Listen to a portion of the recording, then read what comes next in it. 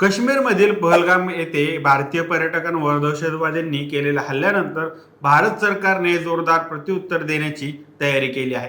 काही कारवाया सुरू केलेल्या आहेत. काश्मीरमधील दहशतवादी किंवा त्यांना पाठिंबा देणाऱ्या स्थानिक नागरिकांना ताब्यात घेण्यात येऊन काही लोकांच्या मालमत्ता उद्ध्वस्त करण्यात आल्या आहेत. ज्या प्रकारे पहलगाम हल्ल्यामध्ये काही स्थानिक नागरिकांनी दहशतवाद्यांना मदत केल्याचं उघडकीस आलं आहे, ते पाहता देशाच्या कानाकोपऱ्यापर्यंत काही महत्त्वाच्या शहरांमध्ये पाकिस्तानच्या पाठबळावर स्लीपर सेल अस्तित्वात आहेत आणि योग्य वेळ येताच हे स्लीपर सेल जागृत होऊन दहशतवादी कारवायांसाठी मदत करत असतात, असे आजवर अनेक वेळा सिद्ध झालं आहे. आता स्लीपर सेल्स म्हणजे काय आणि याचा धोका काय होऊ शकतो, तसंच परिणाम काय होऊ शकतात ते समजून घेऊया आजच्या व्हिडिओमधून. नमस्कार, मी सनी आणि तुम्ही पाहताय दैनिक राज्य लोकतंत्र.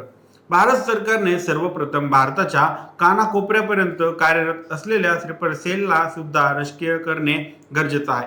सीमेपलीकडून म्हणजेच पाकिस्तानमधून हाताच्या बोटावर मोजण्याइतके दहशतवादी प्रत्यक्षात कारवाईसाठी भारतीय हद्दीत प्रवेश करत असतात. एवढ्या कमी लोकांना कोणतीही मोठी दहशतवादी कारवाई यशस्वीपणे स्वबळावर पूर्ण करणे शक्य नसते. पण या दहशतवाद्यांना जेव्हा स्थानिक लोकांची मदत मिळते तेव्हा ही कारवाई यशस्वी होते, असेच आजवर लक्षात येतं. 1993 साली झालेला मुंबईमधील बॉम्बस्फोट असो किंवा 26/11 झालेला मुंबईवरील दहशतवादी हल्ला असो किंवा संसदेत झालेला हल्ला असो किंवा देशाच्या कानाकोपऱ्यापर्यंत झालेले छोटे मोठे दहशतवादी हल्ले असो, प्रत्येक ठिकाणी प्रत्यक्ष कारवाईमध्ये जरी हाताच्या बोटावर मोजता येतील एवढ्या दहशतवाद्यांनी भाग घेतला असला तरी त्यांच्या पाठीशी काही स्थानिक लोक स्लीपर सेलच्या माध्यमातून उभे राहिलेले असतात. पैशाचे आमिष दाखवून किंवा धार्मिक अस्मितेच्या जोरावर या स्थानिक लोकांचे ब्रेन वॉशिंग करून त्यांना योग्य वेळी कामासाठी तयार राहण्याचा आदेश नेहमीच दिला जातो. पाकिस्तानातून किंवा सीमेपलीकडून आलेल्या दहशतवाद्यांना वाहतुकीची सोय करणे किंवा त्यांच्या राहण्याची सोय करणे, त्यांना शस्त्र आणि बॉम्ब उपलब्ध करून देणे अशी अनेक कामे या स्लीपरच्या माध्यमातून पूर्ण केली जातात.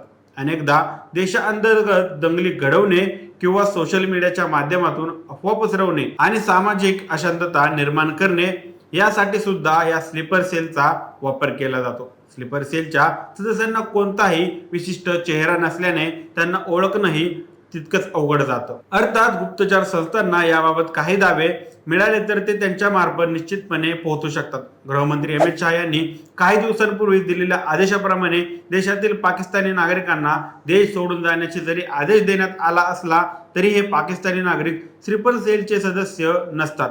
तर याच नागरिकांपैकी काही जण जे दहशतवाद्यांचे सहानुभूतीदार असतात ते आपल्या वास्तव्याच्या कालावधीमध्ये स्लीपर सेल निर्माण करून सदस्यांना योग्य वेळी तयार राहण्यासाठी संकेत देत असतात. पहलगाम हल्ल्याची जबाबदारी आता द रेजिस्टर फोर्स या स्थानिक काश्मीरी संघटनेने नाकारली असली तरी या हल्ल्यामध्ये ISIS या पाकिस्तानी गुप्तचर संघटनेचा हात असल्याचे काही पुरावे मिळत आहेत. ISISचा आजवरचा कारभार पाहता ते भारतामध्ये कार्यरत असलेल्या त्यांच्या बिना चेहऱ्याच्या हेऱ्यांच्या माध्यमातून स्लीपर सेलची निर्मिती करण्याचा प्राधान्य देत असतात. म्हणूनच सीमेपलीकडील शत्रूला धडा शिकवण्यापूर्वी प्राधान्याने या स्लीपर सेलला सुद्धा शोधून बाहेर काढावं लागणार आहे. गेल्या काही वर्षांच्या कालावधीमध्ये भारतामध्ये बांगलादेशी घुसखोरांचं प्रमाणही वाढलेलं आहे आणि हे घुसखोर जरी बांगलादेशमधून भारतात आले असले तरी त्यामागे पाकिस्तानची एखादी योजनाही असू शकते. म्हणूनच ज्याप्रमाणे पाकिस्तानी नागरिकांना देश सोडून जाण्यास सांगितला गेला आहे त्याचप्रमाणे गेल्या काही वर्षांमध्ये भारतात आलेल्या बांगलादेशी घुसखोरांची सुद्धा चौकशी करून त्यांनाही मायदेशी पाठवण्याचा विचार आता करण्याची गरज आहे.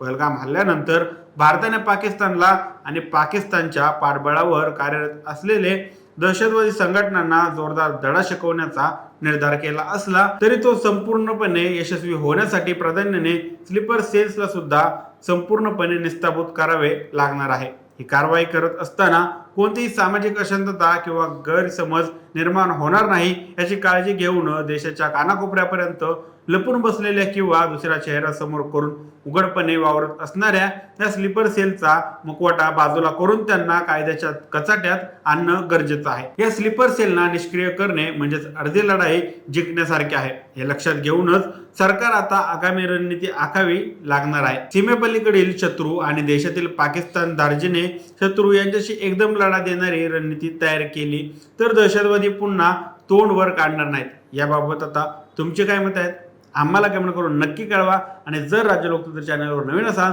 तर चॅनलला नक्की सबस्क्राईब करा. धन्यवाद.